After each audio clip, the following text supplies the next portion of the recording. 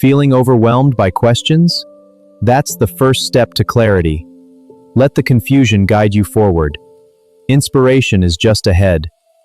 Right out of the gate, I want you to consider this question. Are you the author of your emotions or just a spectator? I mean, we've all had that feeling, right? Someone says one little thing or some random event happens and bam, it ruins your entire day. It can feel like we're just helplessly controlled by our brain chemistry, tossed around by circumstances totally outside of our control. But what if I told you that consciously operating your emotional state isn't just a superpower, it's a practical skill you can learn? So here's our roadmap for this explainer. We're taking an inside-out journey, starting with the neuroscience of reaction, followed by tribes, triggers, and dopamine. Then we'll hit finding your choice point, allocating empathy and energy, and finally, mastering your emotional blueprint. Let's jump into Section 1, the neuroscience of reaction. We are going to unpack the 90-second flush and look at the biological truth behind why we get angry and why we stay angry. 90 seconds.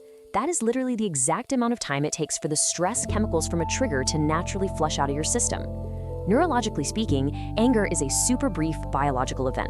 So why do we stay mad for 20 minutes? Actually, scratch that. Sometimes it's an entire day, right? Well, it's because we keep the fire alive by replaying the narrative in our heads. We rehearse our comebacks. It's exactly like having a smoke alarm that goes off when you burn toast, but instead of opening a window, you just keep making more toast. Now, what's really interesting about this slide is how it totally debunks what psychologists call the button pusher myth. You know how we always say, oh, they really know how to push my buttons, acting as if we're these helpless remote controls? Well, nobody can push buttons you don't give them. Those buttons are actually unhealed wounds or values violations from your past. When someone pushes them, they aren't exercising some magical mind control. They're just revealing to you exactly where you still need healing. The anger is really just a security guard protecting much deeper, vulnerable feelings like hurt, fear, or shame. The wall of boundaries. This will block the toxic words and stress. Now, you are protected and at peace.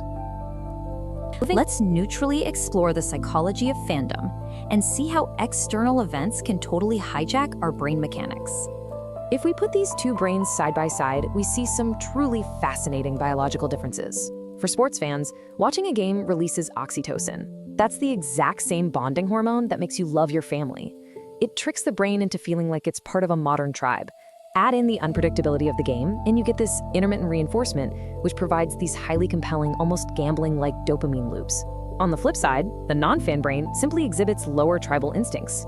Research even suggests variations in dopamine receptor genetics can predict this indifference. Look, neither brain is broken here. They just have completely different DNA variations and biological reward systems. For the sports fan, this external attachment leads to a psychological phenomenon called beerging, or basking in reflected glory. This is when fans absorb the glow of a team's victory, saying things like, "We won." Non-fans, however, tend to engage in a bit more psychological distancing. They maintain a stable self-esteem that really isn't dependent on unpredictable, external outcomes that they have absolutely zero control over. Knowing how easily our brains can get hijacked, we arrive at Section 3, finding your choice point. How do we consciously intervene in this hardwired process? The psychiatrist and Holocaust survivor Victor Frankl discovered a profound truth in the most horrific of circumstances. He noted that between every trigger and your response, there's a space. In that space lies your freedom. When that trigger hits you and your body floods with those stress chemicals, you actually possess a microsecond of choice before you react. Activating that choice point is exactly how you step out of being a spectator and become the author of your own experience. And this brilliantly illustrates the concept of the story stopper. See, you aren't actually experiencing reality, you're experiencing your story about reality. For instance, take the exact same event, say a really curt email from your boss. If your inner narrative says, "They hate my work," your emotional result is anxiety and defensiveness. But if your narrative says, "Hey, they're just busy and want to help," you get curiosity and gratitude. Changing your internal interpretation completely rewires your emotional reality. Let's clean up these worries. Wipe them away. Now, toss them in the trash. Overthinking goes too. Feel that peace?